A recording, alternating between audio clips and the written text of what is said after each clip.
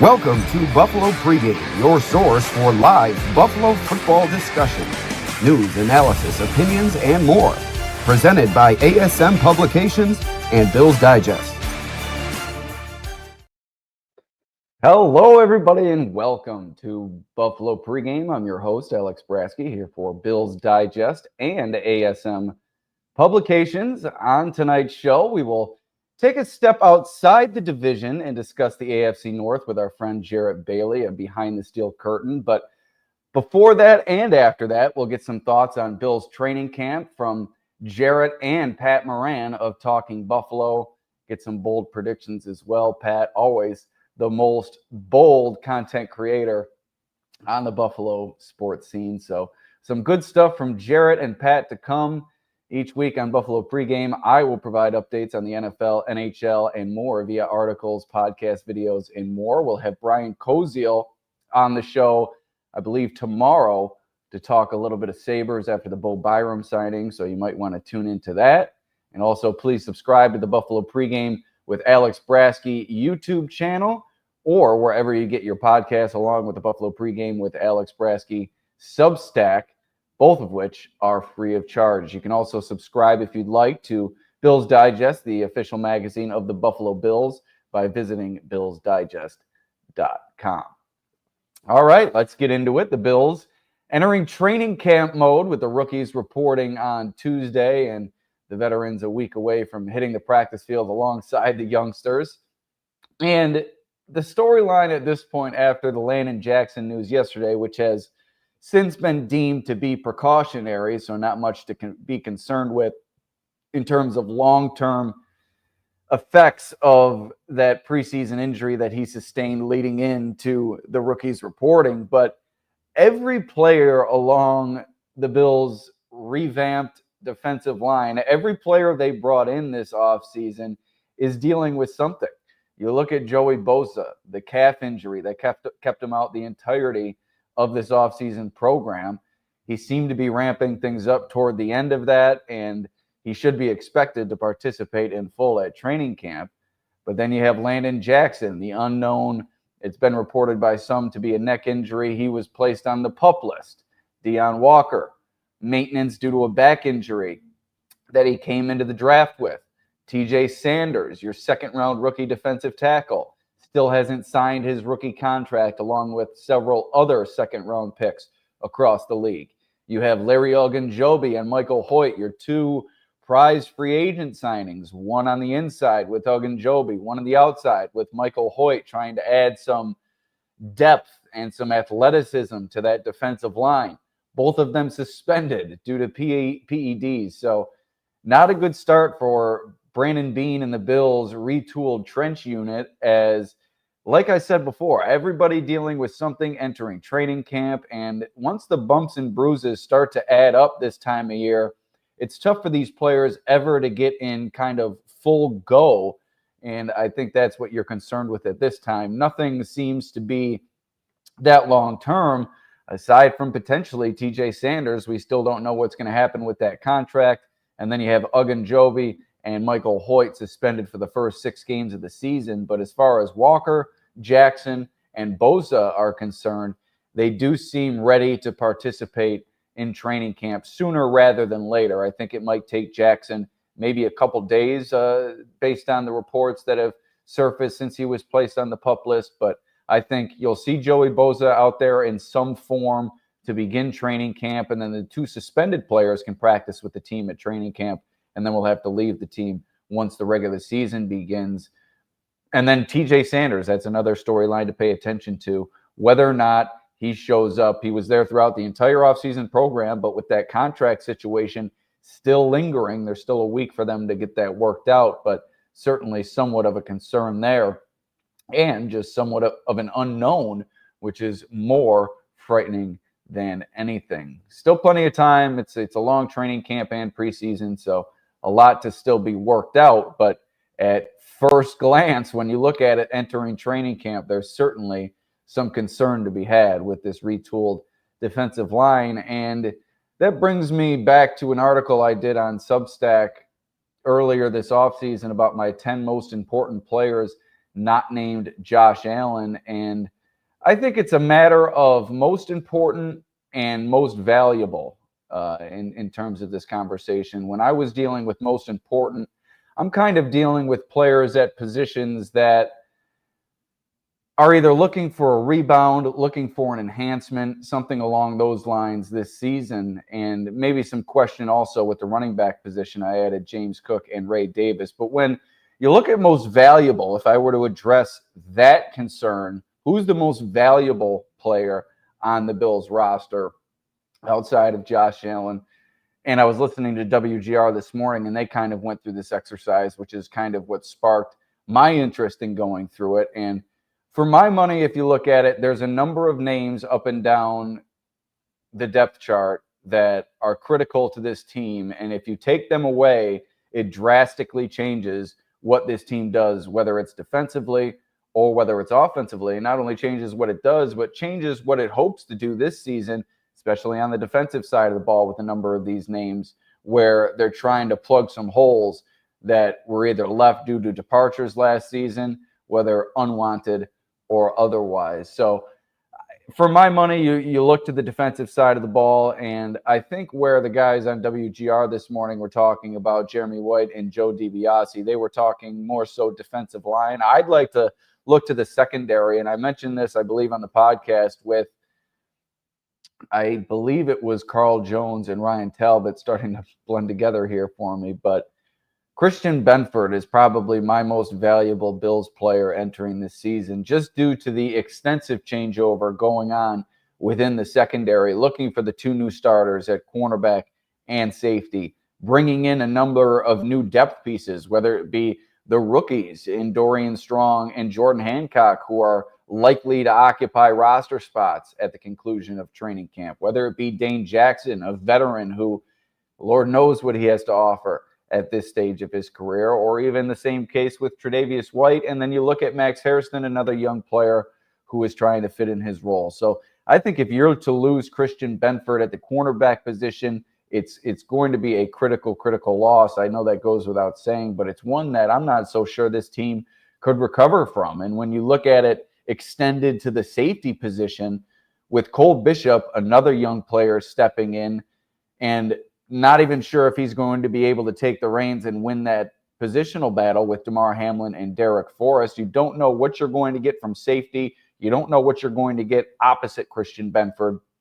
He's a do-it-all cornerback, can come up and tackle. He's great in coverage as well, can also go after the ball. But you need Christian Benford to be at his best. And there was some concern with injury toward the end of last year, sustaining the concussion in the divisional round, sustaining the concussion against the Chiefs in the AFC Championship game, which kept him out of that game. And we all know what happened after that. Kaiir Elam comes in. The Bills secondary is never the same. And Chiefs were already marching up and down the field in that game. And then when you lose Christian Benford, it just takes on a life of its own. So I think that was a microcosm of what you would experience if you were to lose, a small sample, I should say, of what you were to experience if you were to lose Christian Benford for an extended period of time. You saw it at the end of that Chiefs game.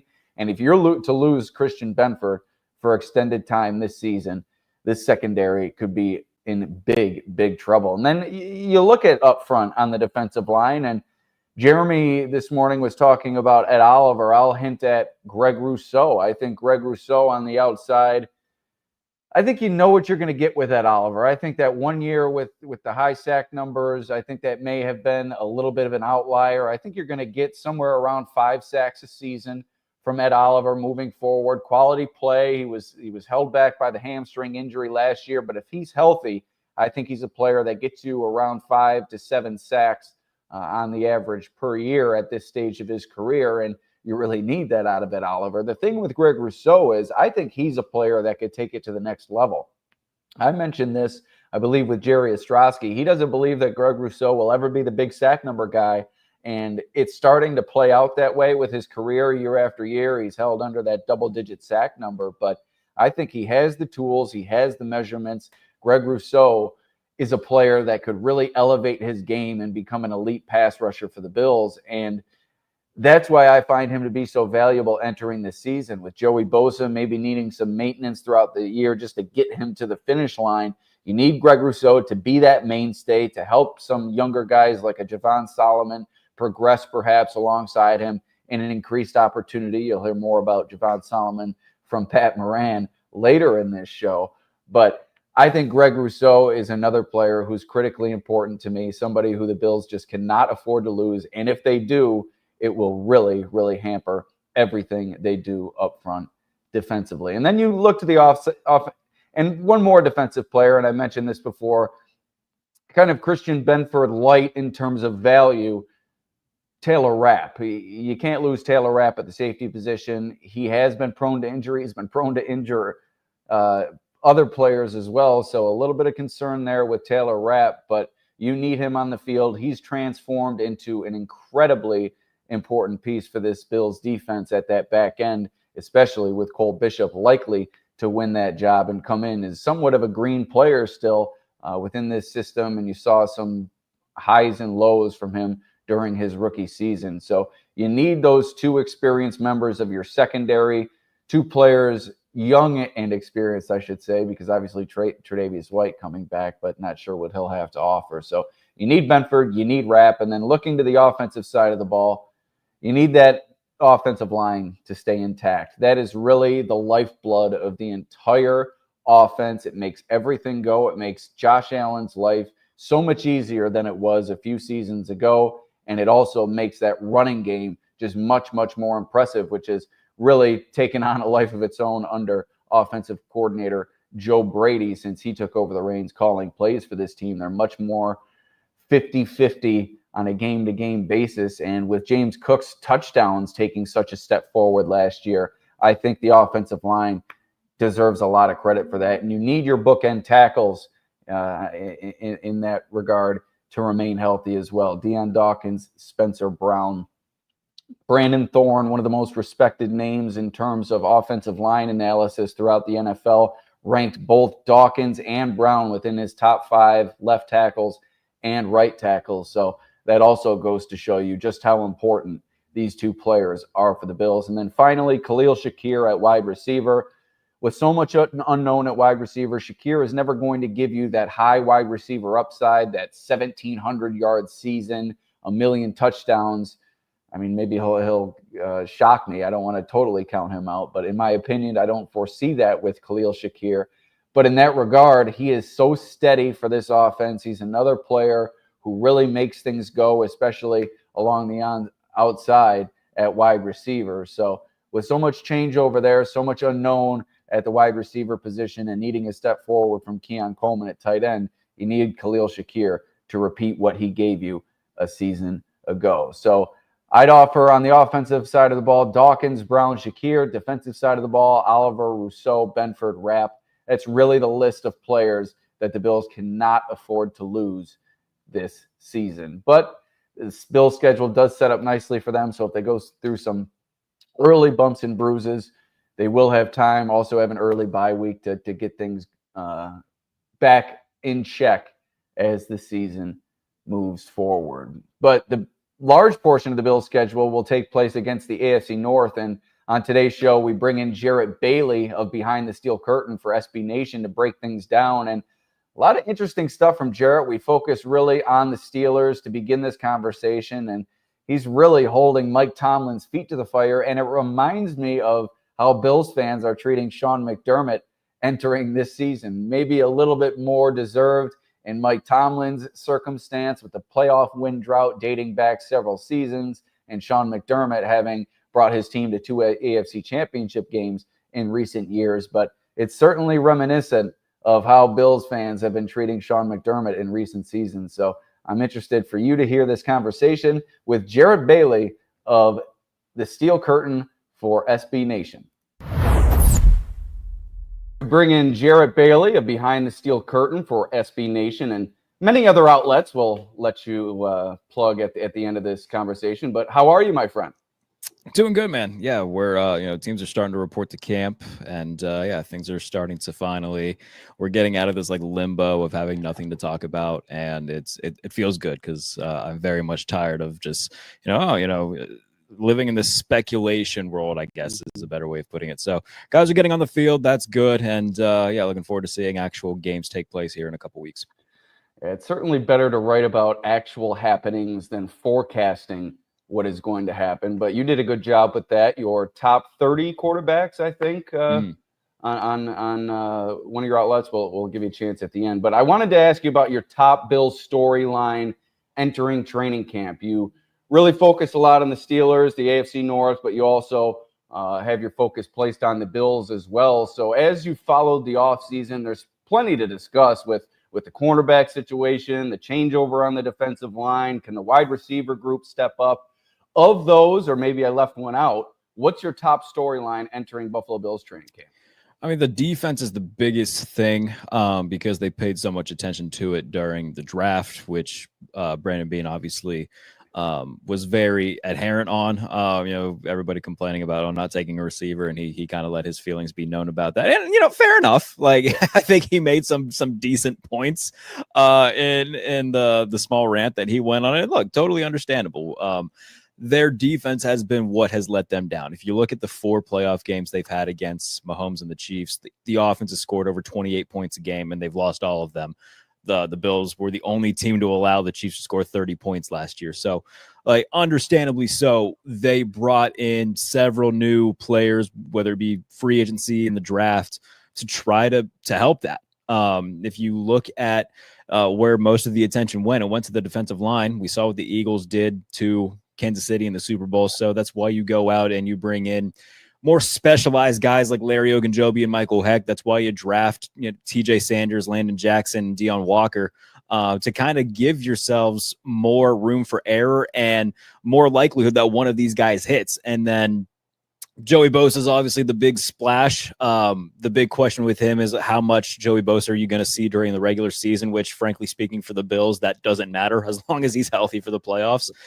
So the defense is going to be the biggest talking point, as it should be, in terms of, okay, can this unit finally take the steps forward that they need to take in order to help the offense take down the Chiefs? Because we know that Josh has been great in the playoffs. The offense scores a ton of points in the playoffs. It's the defensive unit that consistently lets them down. So if they can even just be a smidge better, Buffalo could be in position to finally get over that hump.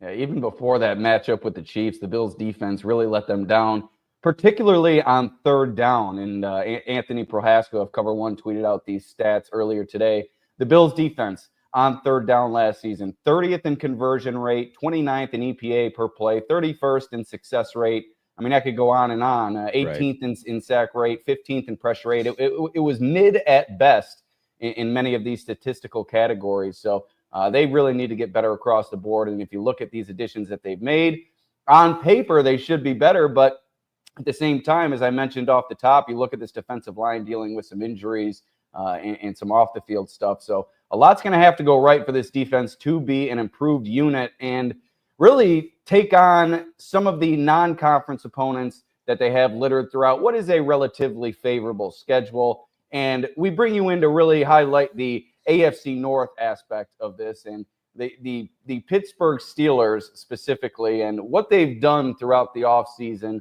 to really transform themselves into a middling team, into a potential Super Bowl contender. They bring in Aaron Rodgers, DK Metcalf, Jalen Ramsey, Jonnu Smith. So a lot of added firepower for not only Arthur Smith, but Mike Tomlin's defense as well. So how excited, from your perspective, is Steelers Nation? Is there still some trepidation there, or are they just full steam ahead? We're a true Super Bowl contender now. No, I mean, there's trepidation, and I think the trepidation really lies with Mike Tomlin at this point, where they've done a lot of things differently over the past couple of years, where this is going to be the 5th consecutive year they've had a different week 1 starter, and they've yielded a lot of the same results. And so, there's only so many things you can change before you kind of look in the mirror and say, okay, it's probably the head coach that's holding them back when it comes to, the consistent down the stretch collapses where after Thanksgiving they tend to fall apart and lose games that they shouldn't, or even if it's, games against, last year they had a stretch of Philadelphia, Baltimore, Kansas City, like you're not even looking competitive in those games. And that's, I think, the biggest thing that fans are just kind of over, where they started off hot last year, 10-3, had a 2-game lead in the division, and it just completely went away because they didn't win a game the rest of the year. So the big thing is, can they just stay complete and finish the year off strong? Because they'll probably start the year off hot like they usually do. They started off 3-0 last year. They have a favorable schedule in the first 5 or 6 weeks where they can start, 4-2, 5-1, maybe, depending on how both sides of the ball play. But on paper, yeah, the defense should be better. The offense should be better. It just comes down to, can they do it in late November and December, and then try to get to maybe 11 wins and work themselves into a spot where they can be the 5 seed, or depending on what happens with Baltimore and Cincinnati, maybe win the division. So if they can consistently do what they do at the beginning of the year and have that carry over into the final month, then yeah, they'll be in position to improve on what has been kind of a mediocre last half decade, and potentially end the playoff drought that's followed them for now 8 years. What's it going to take for Mike Tomlin to take that pressure off? You mentioned that the fan base really has placed him on the hot seat over the past few years with the results that they've seen. What's it going to take? Is it as simple as a playoff victory? Do they need to reach the AFC Championship? Is it a Super Bowl appearance? What are the fans looking for out of this team this year to maybe take some of that heat off of Mike Tomlin, or can nothing be done? Is the fan base completely lost on Tomlin and looking for a change? No, if they win a playoff game, at least for me personally, that'll take a little bit of that heat off. But next year, there's going to be another new quarterback. I mean, it's Aaron Rodgers has all but said, yeah, this is going to be his last year. Drafts in Pittsburgh next year. They have a ton of draft capital where they are all but certainly going to move up to try to get one of these bigger name quarterbacks. So I don't trust this group to develop quarterbacks. You look at Mike Tomlin's career. Obviously, Ben Roethlisberger was there for a long time, but they haven't really established any sort of even quality backups. Mason Rudolph's really the first one where you can say, okay, fine, backup. Hey, don't forget Duck Hodges. But Bill's sure. Mafia is very Duck Hodges, very memorable name with the national pundit saying that he was the better quarterback in that matchup with Josh Allen. So don't count out old Duck. Whoever said that should have their credentials revoked. But anyway, and some people might look at that as okay, who cares? But the point being that, if you look at the Belichick Patriots, they still produced Jacoby Brissett, who became a spot starter and solid backup, Jimmy Garoppolo, who obviously went on to start in a Super Bowl with the 49ers. The Steelers haven't done any of that in terms of at least developing quality backups. And we've seen what they've done in the post-Roethlisberger era, where Kenny Pickett was a ginormous swing and miss. Mitch Trubisky was bad. And then it took Rudolph playing the best 3 games of his life in 2023 to make them realize, okay, maybe we should move on from Kenny Pickett. So it doesn't matter who they draft. I'm going to have my trepidations, my setbacks with them, because I just don't trust the current staff at hand to help develop a quarterback and help him reach his full potential. But to get back to the question of what would take the heat off him, I think a playoff win for me would do it personally. But again, the future still feels a little bit grim, because how long are you going to hold on to Cam Hayward for? How long is he going to continue to play? There's a lot of veterans on that side of the ball that how long are they going to play at the level that they're playing at? So there's a lot of uncertainty past 2025 with the Steelers, and Mike Tomlin's contract runs through 2027. We'll see if he even wants to be there. I mean, Chuck Noll was there for 23 years. At the end of this extension, Tomlin will be there for 21. We're talking about a very long time at the same job. So maybe he decides to go elsewhere. Maybe he takes a year off and comes back like Sean Payton did. But yeah, there's a lot of uncertainty surrounding Mike Tomlin in terms of A, how much the fans believe in him, B, even through this extension after it's done, will he continue to be there? It's a long time that he's been there. So it's a weird space for the Steelers to be in right now, where the future is very uncertain, trying to lock in for 2025 and just be excited about what that could look like if everything goes well. But yeah, after that, it's very, very up in the air. What's the offense going to look like this season? They were pretty run heavy last year with Arthur Smith, but you bring in DK Metcalf, like I mentioned earlier, Jonnu Smith, and with Aaron Rodgers potentially entering his final season, I don't think you're going to come out and run the ball 55% of the time. So what do you see this offense looking like? Obviously, there's a lot of unknown with those added pieces, but from what you've gathered last year with Arthur Smith and when they did throw the ball, what do you expect from Aaron Rodgers, Arthur Smith, and the new weapons they've surrounded those two with? Yeah, I mean, I'm going to be intrigued to see how often they target the middle of the field. It's not something that Aaron typically likes doing.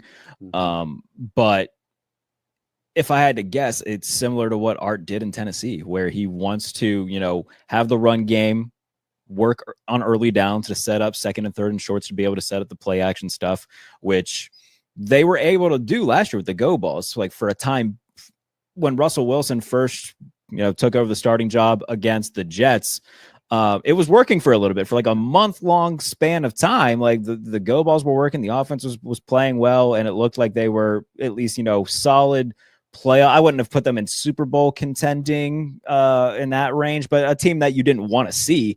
And then it just kind of fell apart. So with Aaron, I think with the addition of DK Metcalf, they have a better number one receiver, an upgrade over George Pickens. And it's going to be a lot of those 9 routes that Aaron likes throwing, but also DK being, okay, we're going to throw you a slant 5 yards down the field, break a tackle or two, and turn it into an 11-yard gain. But I don't think the run game is going to change too much. I think they're going to do a lot of similar things that they did before, maybe a little bit more inside zone stuff if Aaron wants to be in shotgun more, which we know he likes doing. And Art likes to do the wide zone stuff. So there's a lot of give and take, and I credit Art for being a guy who's open to that. He talked about it even last year, saying, I'm not going to be, just stuck in my core principles and not open to things. Like, we're going to incorporate a lot of different things that guys are comfortable with to help us succeed. And to his credit, he did that. So I have relatively enough faith in Art. I don't think he's a top 10 offensive coordinator, but I wouldn't put him in the bottom half either. And I think it's going to come down to the offense in terms of their success is going to come down to how well Rodgers and Art can kind of coexist and meet in the middle on some things. But in an Arthur Smith offense, targeting the middle of the field, that is, a big thing. And I think that's why you go out and get a Jonnu Smith who you can put at different spots and kind of be a safety blanket. Pat Freiermuth, you already have to be a safety blanket. And we'll see what they do at the wide receiver 2 spot, if they trade for a guy or if they sign somebody. But the offense, I think, will be largely better than what it was last year. I think Rodgers is an upgrade over Wilson and Fields in terms of just pure quarterback play. I was team bring back Justin Fields just because it made sense to try. All right, 1 year, let's see if you can be the long-term guy. If not, we'll draft somebody. Obviously, he went to New York for more money. Can't fault him for that. But now we're going to see what this looks like with Aaron Rodgers. And whenever you have a 4-time MVP under center, I think that does raise your ceiling a little bit. And I'm more excited, and I'm going to allow myself to be excited rather than pessimistic about things that could go wrong.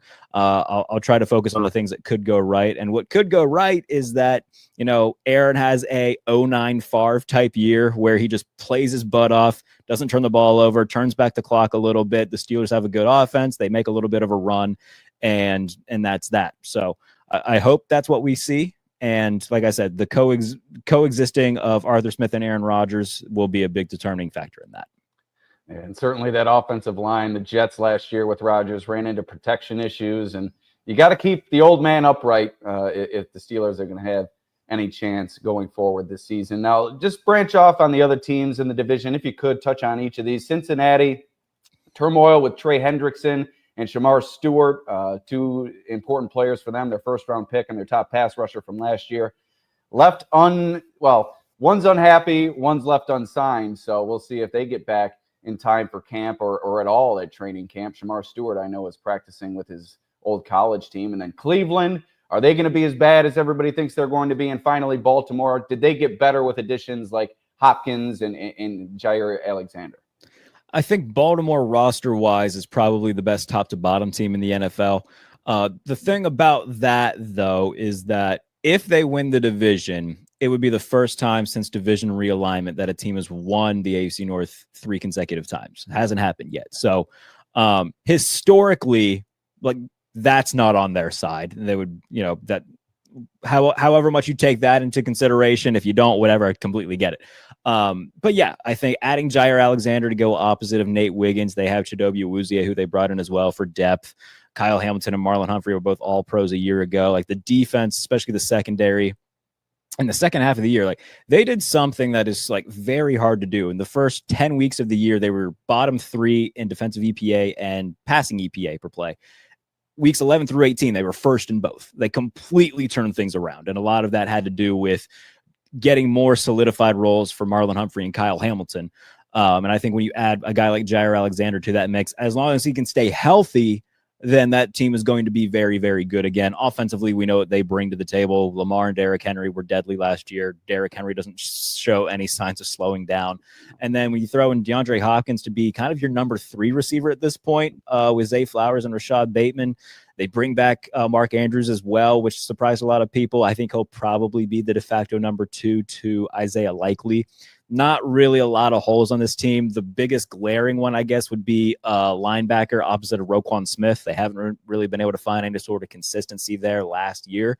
So we're going to see very quickly how, guys like Trenton Simpson can step up. But that's really the only hole that I can really spot on Baltimore's roster. But, we've said that, I feel like, a lot about the Ravens over the past few years, and they've still only hosted one AFC championship game, only been to one AFC championship game. So for them, it's a matter of, like, if not now, when? Because this is maybe the best roster that they've had in the Lamar era. So if they don't get it done this year, I'm going to have real doubts that they ever will. With Cincinnati, you talked about Shamar Stewart and Trey Hendrickson. They are the biggest, dumpster fire of a good team. I don't know how you can. There's no wonder why Joe Burrow looks pissed off 99% of the time. All the time. All the time. He just looks angry. And look, when you pay so many guys, when you pay Joe, you pay Jamar, you pay T, some people might look at that and say, okay, well, where's the rest of the money going to go? Well, look at what Philadelphia has done with all these prorated stuff. And Joe even talks about it on podcasts, there's ways we can do it. The Eagles are doing it. We can do it too. So he's basically begging Mike Brown to just pay everybody. They haven't done it with Trey Hendrickson, obviously. Shamar Stewart, that whole thing is a mess and a half. Just by the way, just for record, he can't play at Texas A&M again. For anybody wondering, he can't do that. And next year, the Ravens or Cincinnati would retain his rights. I think they'd be able to negotiate his contract. So it's not like he would force his way out of that situation by not playing the whole year. Yeah, and I'm not saying that he's completely in the wrong for not showing up. Anytime a team tries to take away guaranteed money, to hell with them. I wouldn't show up either. But the entire thing is just a mess. That's a team where I picked them to win the division simply because we haven't seen a team win it 3 times in a row, and because the way that the offense played last year, they scored 30 points, I think 8 times. They were 3-5 or 4-4 in those games. That's just outrageous. It feels like the defense has to get better by default. But if Trey Hendrickson's not there, that completely goes out the window. So I reserve the right to change my mind on that. So really with Cincinnati, it's Joe, Jamar, T, and 49 dudes. So they're a very top-heavy unit at this point. If Trey Hendrickson comes back, the defense will be better, but there's a lot of question marks with that team outside of quarterback and receiver. So I think roster-wise, the Steelers are better than the Bengals. And if they were to play in the playoffs, I think Pittsburgh would have a good chance of winning that game. But my goodness, it's hard for me to completely not believe in the Bengals because of how good Joe Burrow is and how good Jamar Chase is. Baltimore, top to bottom, though, is the best roster in the division. But I think I'd put Pittsburgh second in terms of roster construction right now. I love it. Didn't even touch on Cleveland. That says all it needs to say. I mean, what is anybody really drafting a second-round running back in their situation, the quarterback situation that they've developed there, just absolutely kind of ridiculous what Jimmy Haslam is cooking up this year. But I mean, if you're Kevin Stefanski, do you want to be there anymore? Right. I know I wouldn't. If they were, let's say they win 4 games. It's like a Doug Marrone situation. If he has any chance to get out of there, I'm sure he's grasping at straws. And he would get a job 10 minutes after the fact too. So if I was Kevin Stefanski, I wouldn't be, too worried if I got fired by the Browns if they win 4 games again with Kenny Pickett / Joe Flacco or Dylan Gabriel or Shador, whoever the hell is going to play for them. That entire thing is a mess. I don't know why they paid Myles Garrett. That felt like a prime opportunity. Trade him to the highest bidder, get a boatload of draft picks, just have a hard reset and start over. They don't. Great. Myles, you'll get $40 million a year to win 5 games. Congratulations. Good job, bub. Right. So that's the AFC North. Great stuff from Jarrett. Baltimore, Steelers, Cincinnati, and then there's that Cleveland team that really don't pay any mind to this year. But Jarrett, I appreciate your time. Very, very good stuff throughout. And why don't you plug your work coming up on SB Nation and elsewhere? On SB Nation, everybody can check out the top 30 quarterbacks of the Super Bowl era. It's a panel that I put together of 12 other writers, podcasters, etc. So it's me, it's Doug Farrar, Mike Tanier, Greg Rosenthal, Dan Hansis, Mark Sessler, Tyler Dunn, everybody in Bills Mafia familiar with Ty's work. Matt Verderama, Sports Illustrated. So many like really talented big voices around the world of football. Aaron Schatz, creator of DVOA. So many people who came together to do it. It's in 3 parts. You can go read all 3 parts right now over at SB Nation, ranking the top 30 quarterbacks of the Super Bowl era. And then, yeah, season's getting going. You can listen to my podcast, The Pump Fake. Me and my good friend JP Acosta just gave our top 10 quarterbacks heading into the year. Everybody seems to be doing that around now, so it felt pretty proper to do it. And in terms of other written work, yeah, just follow along on Twitter at JBaileyNFL for any of the big stuff that I do. I post everything there. And yeah, I'm sure there will be a lot of written Josh Allen stuff from me as there usually is. All right, Jarret Bailey, appreciate you stopping by, and we'll see you next time. All right, buddy.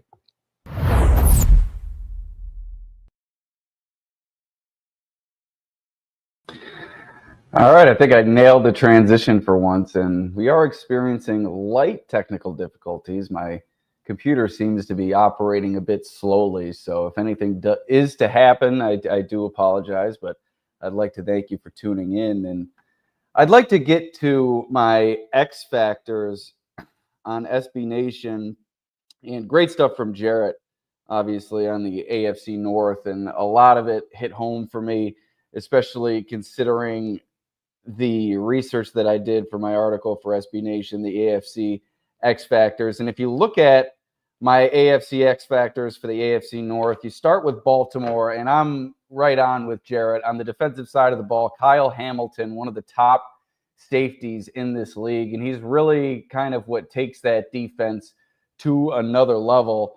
Defensive Player of the Year candidate this year. He was named an All-Pro each of the last 2 seasons. So first team in 2023, second team in 2024. So I think he's the one who really takes that team and that defense specifically to another level. And Lamar Jackson has not been able to get over the hump, similar to Josh Allen. Maybe Josh Allen a little bit ahead of the game due to the head-to-head matchups between the two in the postseason. But if Lamar Jackson is going to do it and the Ravens are going to get over the hump as a team, it's going to come down to the defensive side of the ball.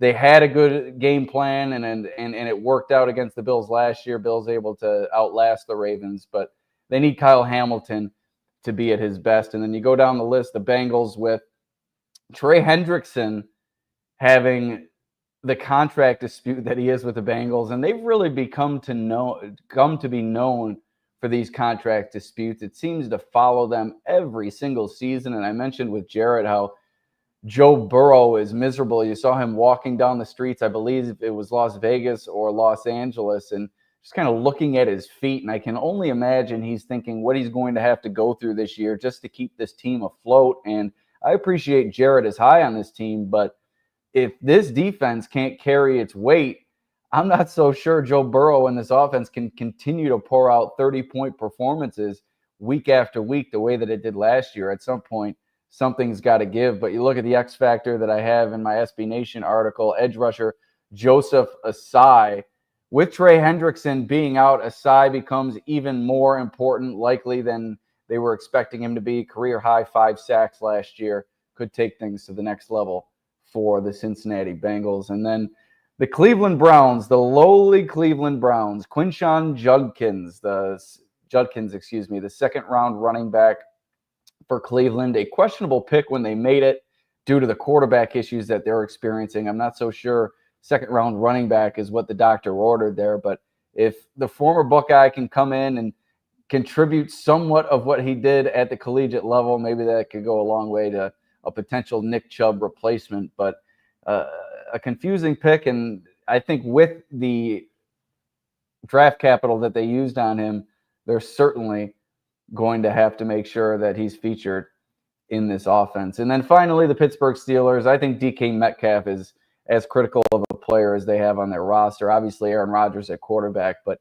DK Metcalf, that number 1 wide receiver. And Aaron Rodgers likes to favor that number 1 type target, Devontae Adams, Garrett Wilson on the outside for the Jets last year. Devontae Adams previously with the Green Bay Packers. So I think you're going to see a lot of DK Metcalf this year. And obviously that 2 tight end game, as Jarrett mentioned, is a point well taken with Jonnu Smith and Pat Freiermuth. But I think DK Metcalf and this wide receiving core is going to be the thing that helps unlock Aaron Rodgers with the Steelers. So good stuff from Jarrett on the AFC North. We'll now shift back to Bills talk with Pat Moran of Talking Buffalo. And I asked him for a bold prediction midway through this, and you're going to want to hear it. It's quite bold, especially considering the number he's placing on his prediction. I think I agree with him in terms of this player stepping up his production and his overall significance to the defense, especially early in the year. But Pat's really, really high on this guy, and you want to hear what Pat Moran of Talking Buffalo has to say coming up right here on Buffalo Pregame. All right, we welcome in Pat Moran of the Talking Buffalo podcast. It's really the premier podcast in the Buffalo area, especially as of late, Pat. You've had quite the run of guests and quite the interaction, so it's been great to see your pod brought to the forefront, even more so over the last few weeks. How are you, my friend? I'm good, man. Good to be on your show. Appreciate that. Appreciate the kind words. It's been fun. And yeah, the podcast continues to grow, and not just Bill stuff though. The Sabres, if nothing else, really, they're not good. Obviously, everybody knows that, but they're so bad that everybody has an emotion and a reaction to it. So during this Bills off season, where you kind of wonder, what are you going to do to fill all this time, especially someone like me who does a show 5 days a week. The Sabres have really got to save the day for me, man. They've made things interesting.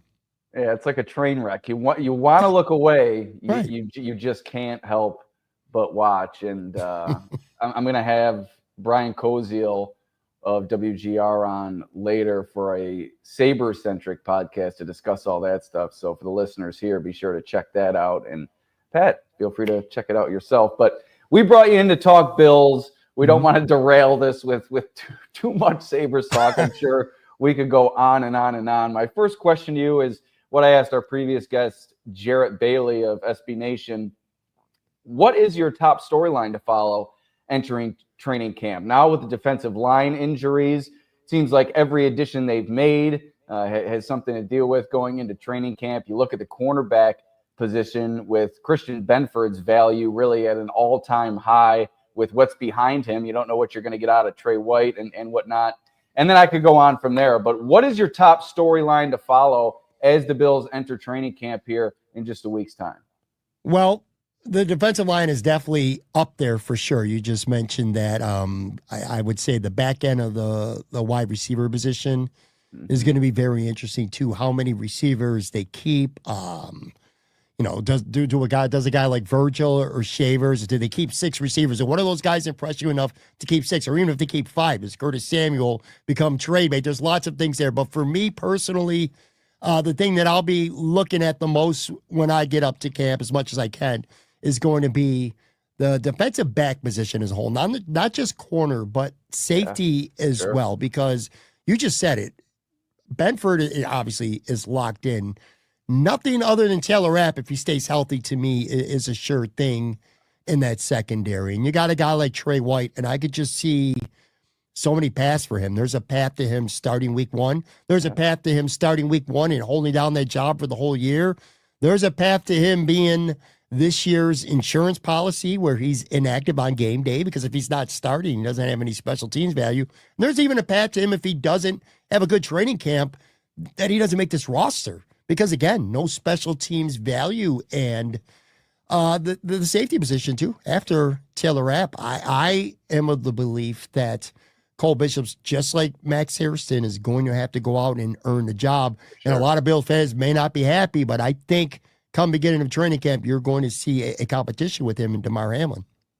Yeah, I think you could even throw Derek Forrest in there. I had Carl Jones on yesterday, and I think he's a dark horse candidate. I think they wanted Mike Edwards to kind of fit in. He was held back with the injury last year. But if you look at Derek Forrest, had a big year a couple of years ago, 4 interceptions. He's proven to have those ball skills. If he can fit in and learn this defense and give the Bills what they want to offer, he could potentially fit in there. Now, there is the guaranteed money aspect to worry about at that position. If you look at DeMar Hamlin, he's set for about $2 million guaranteed, whereas Derek Forrest about $170,000 guaranteed. So I think it's going to take a hell of a performance for Derek Forrest, but they brought him in for a reason, and I think they've liked what they've watched from him in terms of his tape, especially dating back a couple of years. And if he can have a good run during training camp, he could even fit into that conversation. But I think you're spot on with the Trey White point as well. I've maintained throughout this offseason on this podcast and elsewhere, I think he's going to win the job out of camp. What I saw from Max Harrison during OTAs and the offseason program, I'm just not sure that they're going to be comfortable throwing him out there come week one. I think they're going to go with the experience. And even though Trey White may have trouble with some of the more speedy receivers he goes up against, I do think that they're going to go with that, at least like you said, week one, and then kind of see where they go from there. But you mentioned that you're going to try to get up to Bills camp as often as you can. And I am too this year, and going to be probably watching from the stands. And it's a different vantage point. And it's so much fun being there, sitting amongst the fans, kind of throwing opinions back and forth and being able to walk around from field to field, being up along the fence, asking for autographs if that's what you want. What's your favorite part of training camp in your past experience? I'm sure you're like me. You go back to the days where you could get a ticket at Wilson Farms. Now you got to win a lottery to go to training camp. So that part is true. Yeah, a lot has changed. So what's your favorite part? And if you want, just talk about how much it's changed over the years. Well, one thing that hasn't changed is the intimate setting feeling of training camp as a fan. And I kind of liken it to spring training in baseball. I lived in Florida for 5.5 years, and one of my favorite things. And you moved back for God knows what reason. Trust me, I'm kicking myself quite often for that. Not so much right now. It's nice out right now, but you know me well enough to know that it's only a matter of time before I start to get cold really easily. I mean, I got a hoodie on right now in July here in my house, but just like with baseball, there's not a bad scene in the house. When you go to a spring training game, whether it was Bradenton, Sarasota, Clearwater, it felt like no matter where you sat, it was a great seat. Yeah. The intimate setting of going to training camp feels the same way. Like there's not a bad seat in the house. For most fans, it's going to be as up close and personal you get to see the team as you will at any point during the season. There's always, now with these editions of the Buffalo Bills, there's always optimism. What's changed between now and the past is the expectation, I believe, of fans. Like every fan base has optimism to some extent around the start of training camp. But right now you expect the Bills to go out there and perform and look good. Whereas in the past, you would go to camp. Like right now, I'm going to camp as a fan, and I said I'm going to have my eyes on some positional battles and a few other things like that. When I used to go to camp, it was, please find me a reason why I think this team's going to surprise a lot of people around the league and be good. You know what I mean? So that's probably the biggest difference between now and then. But, I mean, you pointed it out. If you're a fan and you like autographs, this is the time where the players love to mingle with the fans, at least most of them anyway. It's a fun setting. And again, it's the middle of summer. You live in Buffalo, you go 9 months where there's not enough sunshine. So this is the best time of year. The mood is good. The vibes are high. It's just a lot of fun. I've always enjoyed training camp, especially maybe even more so as a fan than anything else. Yeah, and Rochester is just a beautiful area this time of year as well. So many good late night spots, so many good lunch spots, and just stuff you could do outside during the summertime. You can find a training camp tip sheet on the Buffalo Pregame Substack where you can really dive in. Oh, thanks. Thank you. I appreciate that. And I'm sure you can make a living, like I told you previously, on Park Ave, Pat. I mean, a man like you, a Saturday on Park Ave, boy, I can see that in your future. But what about MafiaCon? That's another great fan experience that's coming up, and really the prelude to training camp these past 2 years. Del Reed has done a great job. He's brought in Zach Sheldon from Trainwreck Sports, and those two really collaborating along with Bruckman Media to take things to the next level. And you're going to be there podcasting, I believe, 12:45 p.m. with Tim Graham from The Athletic. I'll be there at 2:45 p.m. broadcasting with Zach Jones and Derek Kramer from WGR 550. So a lot of great podcasters lining the stage, and it's going to be more of a production this year. And you were filling me in on some of the details that they've really made advancements in the event from year one to year two. Not saying that year one was poor in any sense. It's just when you do an event like this, I'm sure you like to make it bigger and better the first few years until you lay that groundwork. And it seems like between Dell, Zach, and Bruckman Media, they've really done that. Oh, 100%. Look, last year, the first year that they did it was a lot of fun. It was an experiment of sort. I remember having conversations with Dell, and he had no idea what to expect, and that he would pay close attention, and he would take the things that worked and, do them again, and he would find the things that weren't working and, fix them and make them better this time around. And they've definitely done that. If you did, for fans out there, if you went to the first MafiaCon, I don't remember what the location was anymore. Here's what I do know. It was basically outside or kind of in a warehouse setting, and it was insufferably hot out. We're at that part of July where it was just so hot. In terms of the podcast, you said it. There was a table there last year, but some people go there and they love to actually be able to listen to what you're saying with your guest, or myself, or a lot of the other shows. They didn't have that option last year. The podcast was just one of several tables, which, by the way, with music, with a DJ playing and with a big speaker kind of just off to the left. So it was impossible to hear. So this time around, to your point, there will be a sound production, I say. So fans that are going to MafiaCon, besides the vendors and the food and having player autograph opportunities, we're going to be on stage, I think in half-hour sets, and people will be able to actually sit in and listen. And it's going to be inside, and the temperature is going to be comfortable. I can't wait. It's definitely going to be bigger and better than it was last year, and I think that's going to be the theme for years to come, because Dell and the people he gets involved, they just do things right. Yeah, for sure. Absolutely. Seneca 1 this Saturday, and be sure to stop on down. There's going to be plenty of offerings in terms of vendor setup. I was talking with Zach and Dell last week. They've really spread things around this year to make sure they're not offering too much of one thing. There's also food and drink available. The food court there at Seneca 1 is going to be open. And then the surrounding area, you can really walk and find places to go. So it's going to be a great time at MafiaCon. I'm really looking forward to it.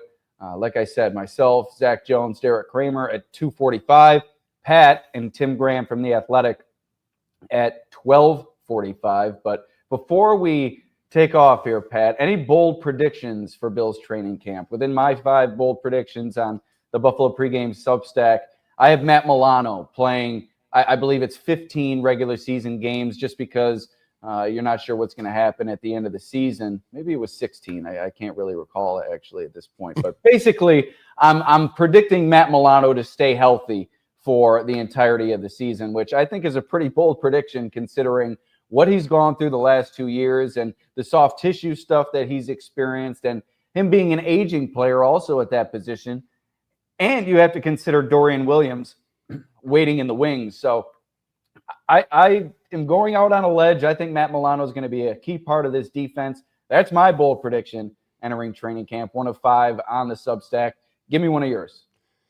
I'm going to go bold. I'm going to go real bold here, okay? That's why I brought you in. Listen, when it comes to Buffalo media, if you're looking for bold, you go talking Buffalo. That's what you do. Well, I appreciate that. And look, I also come across, can be really dumb with some of these predictions, but you got to be willing to throw yourself out there, and you got to be willing to throw yourself under the bus when things don't go right. Don't hide from what you say. Right. But I truly feel, I'm not saying this for a fact. I truly, honest to God, believe this, Alex. You look at Bill's second-year players, and there's a guy among that class that nobody talks about, and I think he is primed to have a shocking, no one's talking about him now, breakout type season. That player is Javon Sullivan.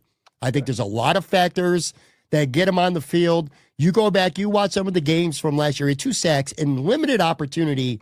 He was pressured at quarterback a lot. I think he had a PFF pass rush productivity grade of 9.9, which was better than anyone on the team, including Von Miller and Greg Rizzo.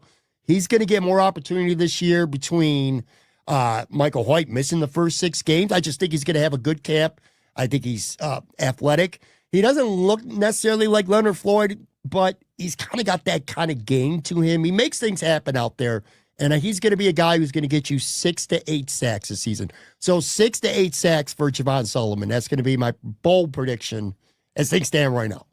All right. Yeah, he is a different player than Leonard Floyd in terms of the measurements. Javon Solomon, a little bit more squatty. Leonard Floyd with that great length. But Solomon does have the sack production in his past. At his collegiate days at Troy, I believe he led the FCS in sacks his final year there. So that's why the Bills drafted him. And you mentioned the opportunity he's going to get this year, not only with Michael Hoyt remaining out for the first 6 games, but you look at Joey Bosa.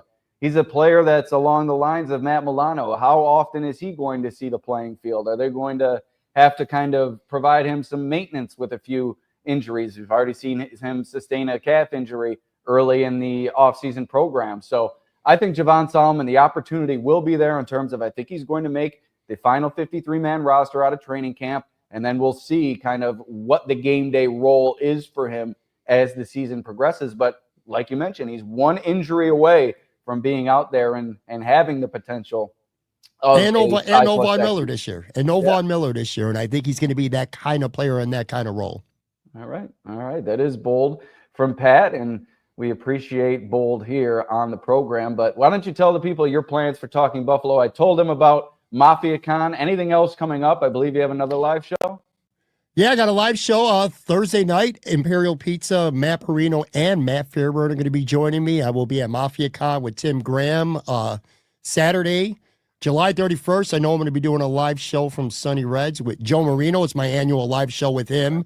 And Jeremy White, I think, is going to be joining us as well. So very much looking forward to that. I'll tell you, there's just some kind of different energy when Joe Marino's in the building. I don't know what it is, man, but fans just love to flock to him and have conversations. So anyway, he'll be there. I'm going to be at camp. I don't know about every day, but I'm going to be there for most of camp, and I'm going to be doing probably some live shows. I'm going to pull over to restaurants or places in Rochester. So you'll be hearing plenty from me in Rochester. All right, good stuff from Pat, and be sure to listen to Talking Buffalo wherever you get your podcasts. You can also watch on YouTube. Pat, thanks for joining me. Appreciate it.